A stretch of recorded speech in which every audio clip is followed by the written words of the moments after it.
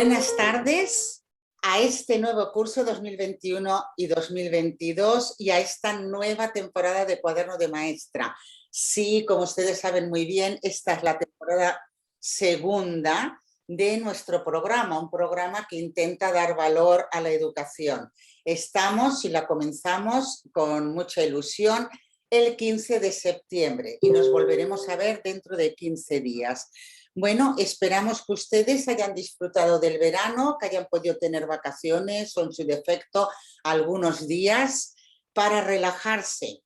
El curso escolar ha empezado ya, como ustedes saben muy bien, en todo el Estado español, en toda España, y empezamos con las clases presenciales. La pandemia sigue aquí y se relajan algunas medidas. La medida más controvertida que se relaja es la de disminuir la distancia entre los niños de una clase, ya que aumenta el número de niños. No todos los colegios, pero los colegios que lo hayan necesitado vuelven al número de alumnos por clase que tenían antes, por lo tanto, no siempre se podrá conservar la misma distancia de seguridad. Por supuesto, las medidas de higiene y ventilación continúan y tenemos alguna duda razonable, como puede ser qué es lo que va a pasar en invierno, si vamos a aumentar los casos y los niños van a seguir con las ventanas abiertas. Por otra parte, los adultos se están integrando a trabajar presencialmente y los colegios se están volviendo, por fin, estrictos en cuanto a los niños enfermos no vayan a clase, lo cual nos preguntamos si seguirán siendo las mamás las que padezcan laboralmente. Esperemos que toda la familia colabore para que así sea. Precisamente ayer les queríamos nombrar, ayer tuvo un cierto eco en algunos diarios la memoria. Nosotras, o mejor dicho, Ana Teverosky ya había hablado sobre la memoria en nuestro programa de marzo, que era precisamente el programa 14, lo tengo aquí anotado. Fue precisamente en marzo cuando se presentó la reforma del currículum, que se llamará la LOMLOE, la nueva ley. Y en esta reforma se sugirió un cambio de orientación dirigida a que no se memorizara tanto.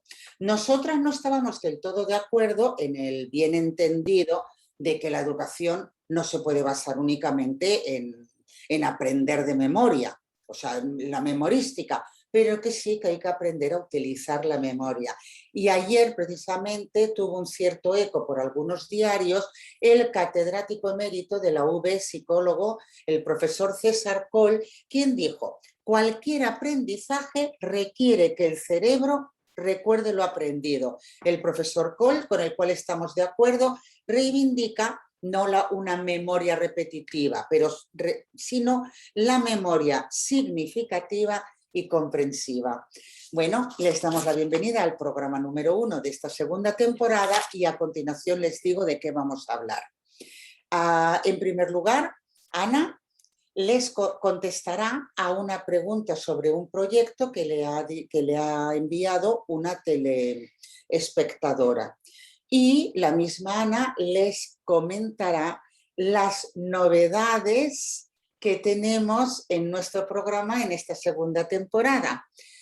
A continuación, una servidora les hablará sobre la lectura en voz alta y tras un breve testimonio sobre la lectura, que hoy será de Jean-Paul Sartre, pasaremos a tratar un caso práctico de la enseñanza de la lengua mediante un texto literario escrito. Esto es todo. Ahora mismo les paso a Ana Teverosky. Muchas gracias. Buenas tardes, Ana, ¿cómo estás? Muy bien, Pili, buenas tardes. ¿Qué tal las vacaciones? Muy bien. Bueno, empezamos con el programa. Ana, una de nuestras televidentes nos mandó una pregunta por las redes sociales. Ella quería saber quería saber tu opinión sobre un proyecto que se llama Hilando Palabras. Hemos buscado información, lo hemos encontrado. Este es un proyecto que se presenta, que es para aprender a leer y escribir desde un enfoque comunicativo.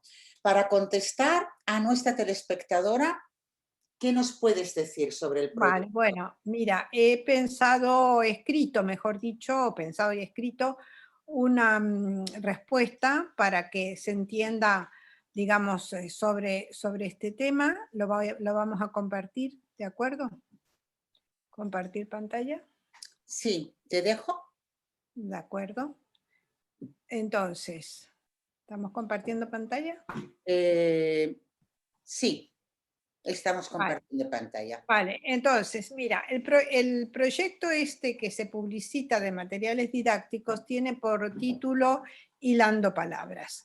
En esa publicidad se usa un símil, una semejanza, una comparación entre hilar, tejer, coser y enseñar a leer y escribir. Esta comparación es una proyección de las características de una entidad, la cuestión de los tejidos, sobre otra entidad que es los textos escritos. Es decir, para explicar el segundo dominio, el de la lectura y la escritura, se usa el del tejido o primer dominio, aunque no de forma explícita, pero sí se hace una comparación. Tal vez se ha intentado evocar una relación entre texto y tejido, tal vez, no lo sé. Una de esas comparaciones entre los dos dominios, entre el texto por un lado y el tejido por el otro, dice lo siguiente: como una caja de costura con muchos hilos, agujas especiales, encajes, alfileres, para que el alumnado, docentes, familias confeccionen el texto. Perdón, es decir, se hace una comparación entre tejer y leer y escribir. Los estudios de psicología sostienen que el objetivo de este recurso, de establecer una recomparación, se llama metáfora conceptual, para que se interprete un dominio por medio de otro dominio. En este caso de comparación, el dominio semántico de la costura se proyecta sobre el dominio semántico de la lectura y la escritura, como si fueran semejantes. El texto de la publicidad, de este Hilando Palabras, está dirigido a adultos. Los adultos entendemos expresiones con verbos tales como hilvanar, hilar, urdir, hilvanar un discurso, hilando palabras, urdiendo una argumentación, ya que son expresiones que tienen una fuente textil y doméstica propia de actividades que se realizaban con frecuencia no en el presente, sino en otra época. Hoy en día, los niños preescolares, a quienes está destinado el proceso de lectura y aprendizaje inicial de lectura y escritura, o los niños de primer curso de primaria, no saben qué quiere decir hilvanar, hilar y urdimbre, ni saben tampoco mucho de encajes de alfileres, ni en sentido literal ni en sentido figurado. Pero en esta publicidad el niño no es el destinatario, tampoco se lo presenta como agente de las expresiones, porque en los lemas que les sirven a estos principios metodológicos se incita a que se respete a los niños, que se los escuche, que se los valore, es decir, la tercera persona son los niños. Pero el niño sí aparece como agente de las expresiones cuando se invoca la intención de poner en marcha situaciones que estimulen a leer y escribir. Y entonces ahí sí que dicen: para entrevistar a personas de interés tendrías que aprender a leer, para regalar mensajes, para pensar en normas, es decir, en este contexto, en un primer contexto se lo deja en tercer lugar y en este contexto se lo subjetiviza como interlocutor.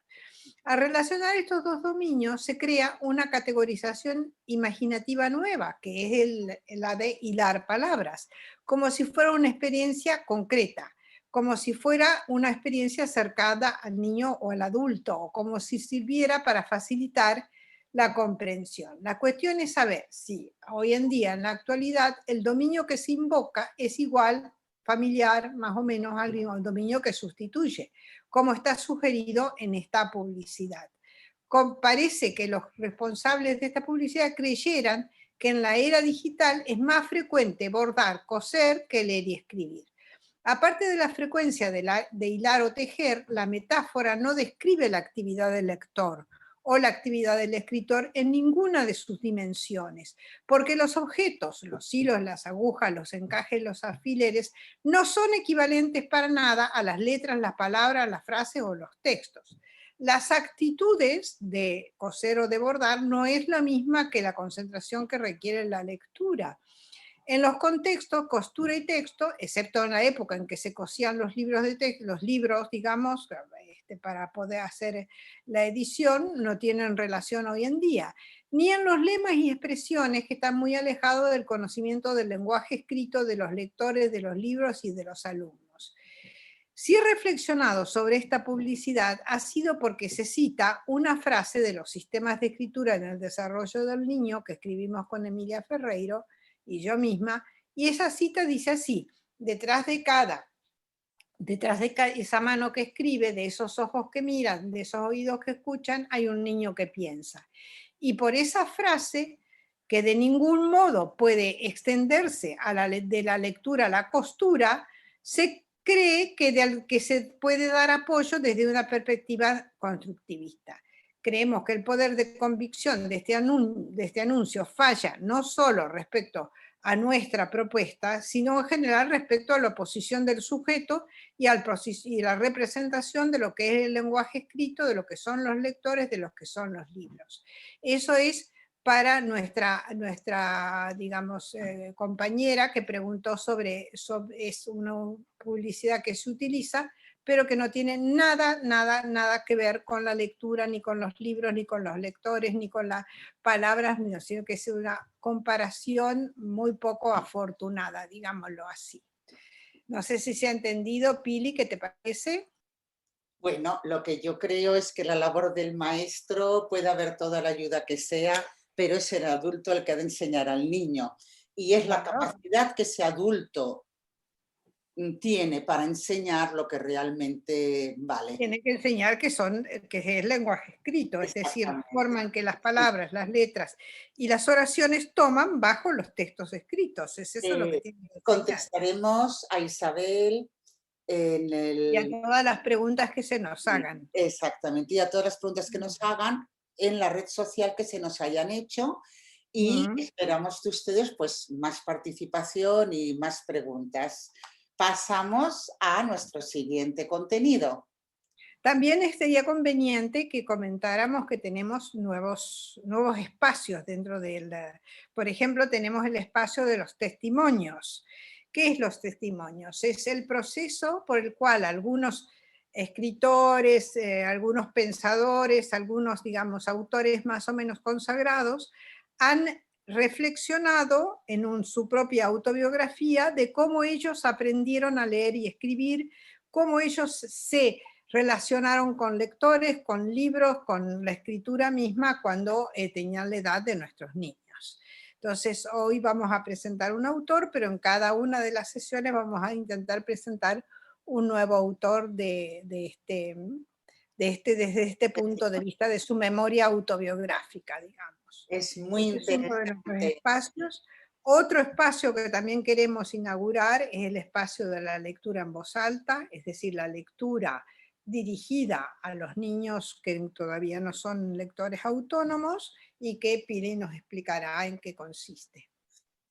Gracias. Bueno, hemos tomado mucho interés en ir buscando testimonios de autores que interesantes de todos los niveles, sobre todo a nivel de escritores, porque nos ha parecido pues que era una idea muy bonita, ¿no? Muy relacionada con la lectura. Siempre estamos hablando de la lectura, pero entonces esta persona, ¿qué recuerdo, qué supuso para él como niño la lectura? Y esperemos que les guste. Y también, y bueno, ahora pasamos, precisamente inauguramos el espacio del testimonio. Hasta ahora. Hasta ahora, Pili. Este curso Cuadernos de Maestra vamos a comenzar en septiembre de 2021. Durante este curso nos proponemos una serie de secciones más o menos fijas que son las siguientes. Un tema de relevancia, en este caso vamos a hablar de la lectura en voz alta, pero puede ser otro tema que nos parezca relacionado con la literatura, con la lectura y con el aprendizaje. En segundo lugar, vamos a hablar de los testimonios de autores que han dejado relatos autobiográficos sobre su proceso de aprendizaje de la lectura, sus contactos iniciales con los libros y con los lectores. En tercer lugar, vamos a hacer una propuesta de textos para trabajo en el aula, una presentación de orientaciones y de parrillas de trabajo pedagógico a partir siempre de libros y de textos de literatura infantil. Vamos a hablar también de personajes de la educación, es decir, personas que han tenido algún lugar relevante, digamos, en la educación, en esta época o en otra época, y que han realizado, digamos, alguna aportación destacable para la educación. Y por eso son recordados y se volvieron referencias para toda nuestra historia, digamos, del proceso de enseñanza y aprendizaje. Para eso nos proponemos con estos personajes un recorrido en la historia para conocer vida y obra de los que han marcado, digamos, el trabajo en nuestras aulas. Y finalmente vamos a hacer una cosa de comentarios y aportaciones y respuestas a los digamos, a las personas que nos siguen, que muchas veces nos hacen preguntas y cuestiones sobre temas particulares. En el caso que vamos a presentar ahora, que es la lengua, la lectura, la literatura, quiero decir unas palabras antes de que comience a trabajar ese tema Pili, y quiero relacionar la lectura y la literatura. Los autores que han trabajado sobre la lectura y la literatura, como por ejemplo María Nikolayeva o Lisa Sunshine, etcétera, sostienen que la lectura es un poderoso instrumento para el lector porque transmite conocimiento, porque ayuda a construir la ciudadanía, porque ayuda en el desarrollo del pensamiento humano. La lectura juega un papel importante en la cognición y en la emoción, además de otros aspectos como la ideología, la cultura, de justicia social, el desarrollo del lenguaje, etc. ¿Cómo influye y por qué influye?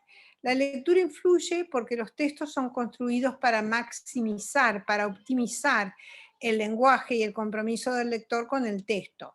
Influye porque presenta distintas perspectivas sobre la vida y el mundo, distintas a las propias del lector, y porque presenta distopías, es decir, no utopías, sobre aspectos del conocimiento como pueden ser los siguientes: conocimiento del mundo y perspectivas diversas sobre las culturas humanas, conocimiento de otra gente y teoría de la mente o habilidad para interpretar la conducta propia y la conducta de los demás, en términos de pensamientos, sentimientos, deseos, intenciones, conocimiento de sí mismo, de los valores, de las emociones, de las identidades y de la subjetividad, y conocimiento social o visión sobre la historia, sobre la memoria de los grupos humanos históricos y contemporáneos. Todo nuestro material siempre va a estar presentado, no solo Pili, no solo a través del YouTube, sino también lo presentaremos en otras formas de las redes sociales, ¿de acuerdo? Gracias, Ana. A continuación, pues vamos a... Bueno, pues ahora voy a empezar yo y voy a empezar hablando de lo que es la lectura en voz alta. Bueno, pues la lectura en voz alta, primero de todo tenemos que decir a qué nos referimos con qué es la lectura en voz alta. Nos estamos refiriendo a que es una actividad social de intercambio humano, y es ese tipo de lectura que permite darle vida y significado a un texto escrito mediante la voz, la entonación, la velocidad, el volumen y ritmo, y también pues, podemos utilizar pues, otro tipo de factores como gesticulaciones. Entonces, sería interesante aclarar que tanto el habla como la lectura y la escritura son siempre adquisiciones sociales. No podemos decir que sean ya completamente innatas, no. Tenemos que adquirirlas, o ayudar a adquirirlas. Las más recientes, y dentro de la lectura y de la escritura, entre lo que es el habla, la lectura y la escritura, las más recientes son la lectura y la escritura. El habla, pues es la más antigua. Cuando hablamos de literatura, estamos hablando de una actividad que es una forma de la lengua hablada, es específica de la comunicación humana. Y en su versión, y siempre, primero se produjo en su forma oral, y hasta hace relativamente poco, pues se conoce la versión escrita, es decir, inició con su forma oral. ¿Esto qué quiere decir? Que el libro como un soporte de la literatura los soportes como los libros, las cartas, las noticias, antiguamente se acostumbraban a leer en voz alta. Cuando nosotros estamos pensando en los textos clásicos, en los de la Edad Media, en los del siglo de oro español, cuando un autor los escribía, los producía y cuando se entendían, eran en base sonora, es decir, se escribían para ser leídos en voz alta y se entendían en base también sonora. A través de la voz humana se escuchaba desde la narrativa hasta la poesía. Y entonces la lectura silenciosa pues es una innovación que se produjo más tarde. Esto es interesante comentarlo.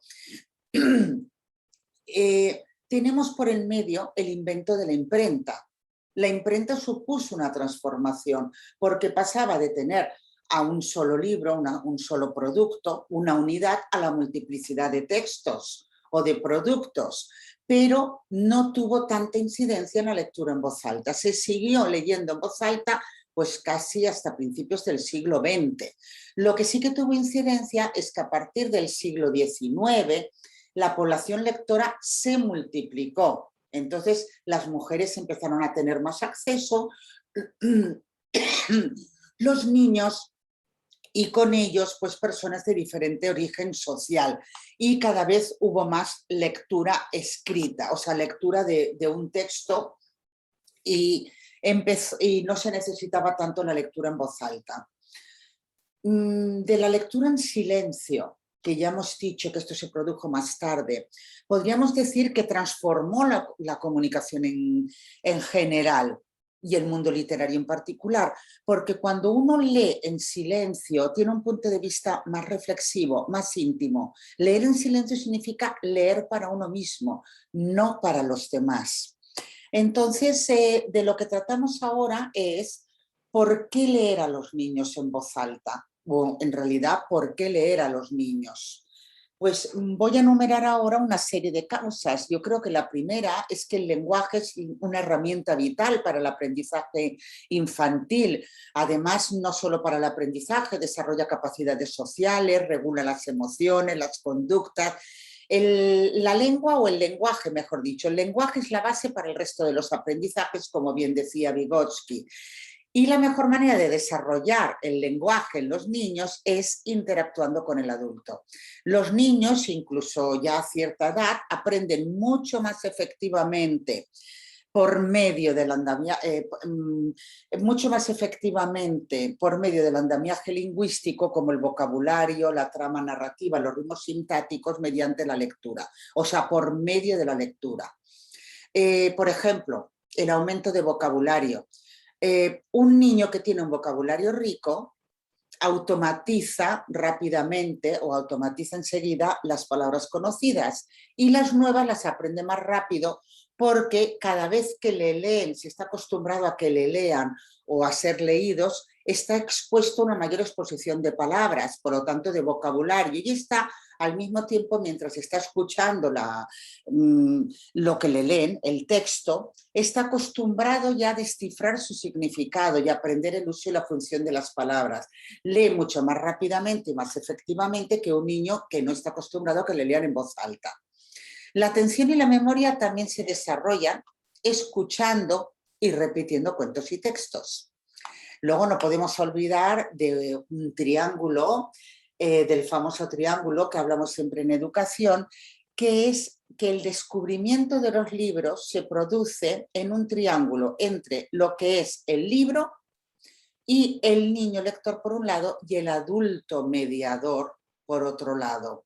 Entonces, es mucho más efectivo en la apropiación infantil del libro, cuando el niño se apropia del libro es más efectiva, cuando el adulto interviene, incluso diría que en adolescentes. También tendríamos que decir que las personas no solo entendemos el significado de un texto, es que el lenguaje textual, las inflexiones de la voz de quien está leyendo en voz alta, nos ayudan a profundizar en el significado, incluso desde diferentes perspectivas. O sea, leer un texto o escucharlo son dos maneras diferentes de absorber o de llegar o de abordar un texto. También pasa lo mismo con la lectura silenciosa y su forma oral. No es lo mismo leer un texto en voz alta, como hemos estado comentando antes, que leerlo en forma silenciosa. En todos los casos, nuestro cerebro ejecuta distintas funciones para darle sentidos. También habría que decir que hay veces que hay poca destreza lectora, y esto nos pasa mucho en los colegios, en las escuelas con los maestros.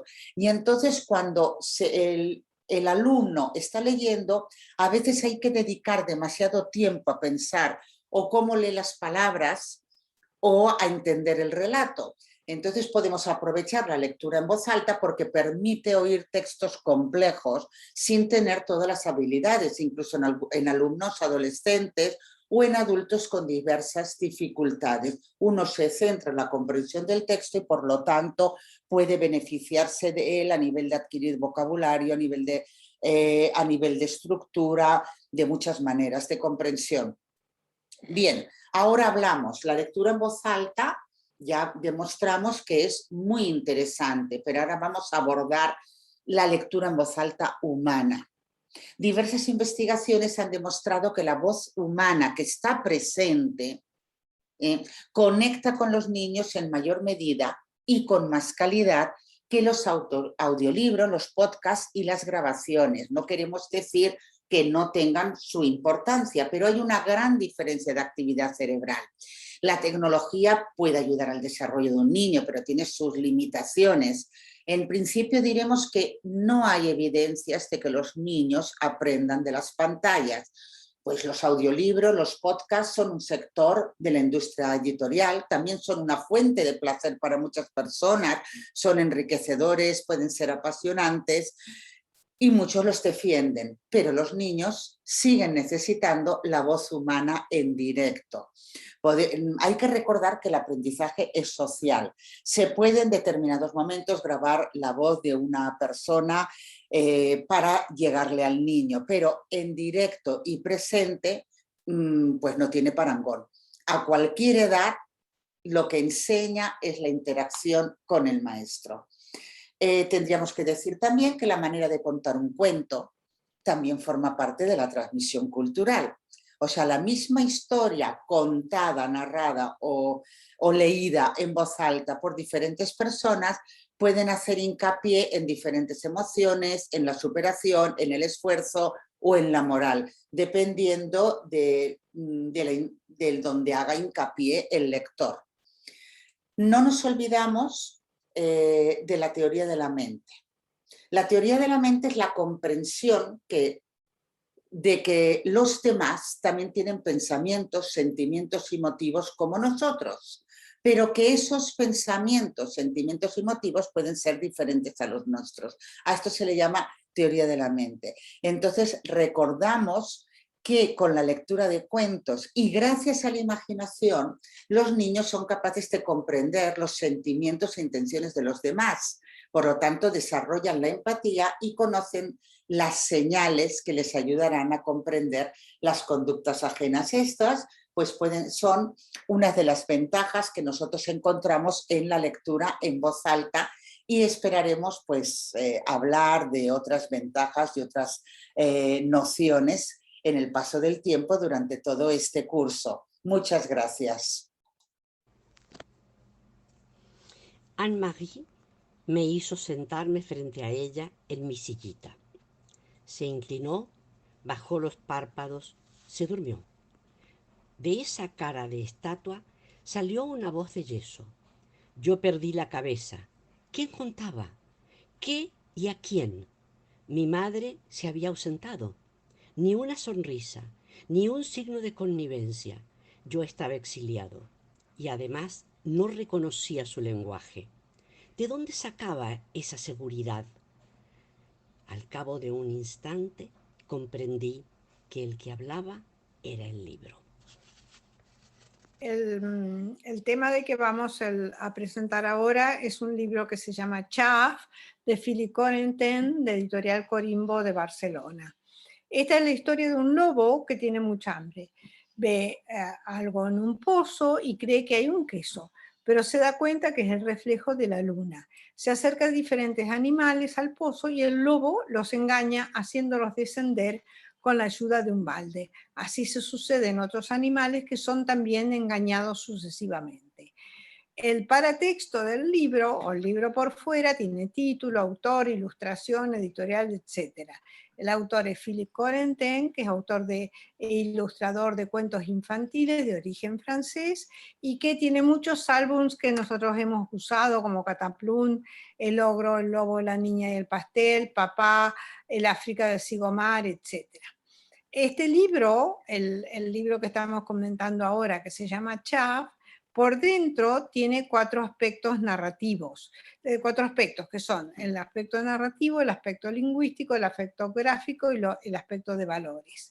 Desde el punto de vista narrativo, es decir, cómo se da la construcción del relato, hemos de decir que es un relato narrativo con esquema clásico, con estructura repetitiva. El tiempo es una construcción lineal de encadenamientos de un animal que sucede a otro animal. Los parámetros del espacio están delimitados por estar fuera o dentro del pozo, y así se va desarrollando la cuestión narrativa. Desde el punto de vista lingüístico, la enunciación es quién habla y a quién habla. Habla el lobo y hablan los otros animales. El léxico es de uso de registro infantil, como decimos, aunque hay onomatopeyas y humor, etc. Desde el punto de vista gráfico tenemos ilustración y tenemos tipografía, que ayuda a la ilustración, acompaña a la ilustración, y tenemos también la cuestión de los valores y el tema nuevamente del engaño y de las ayudas que pueden provocar esta situación. Como siempre en los cuentos infantiles es un tema que se repite. Esto es lo que quería comentar y compartir con vosotros, y aquí tenéis el análisis de este texto.